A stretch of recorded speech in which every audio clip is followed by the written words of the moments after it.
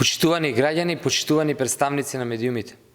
Една година како ВМРО ДПМН ги предводи најголемиот дел од единиците на локална самоуправа, една година стагнација на општините.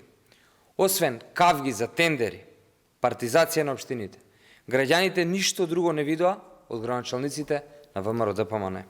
Наместо пред граѓаните, градоначалниците од ВМРО ДПМН реферираат пред шпицниот градоначалник Христијан Мицкоски, нему му даваат отчет, наместо да бидат транспарентни пред јавноста.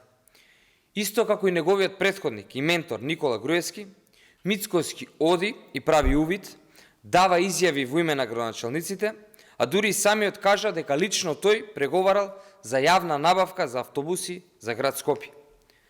Градоначалниците од ВМРО ДПМН по налог на Мицкоски трошат милиони евра среде криза за партиски вработувања, а потоа бараат пари и помош од владата.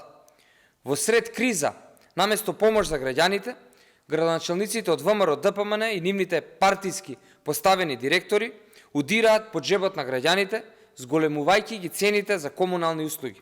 Штип, Прилеп, Охрид, Велес се само дел од општините, каде градоначалниците од ВМРО ДПМН сериозно ги зголемија цените на комуналните услуги и јавниот организиран превоз.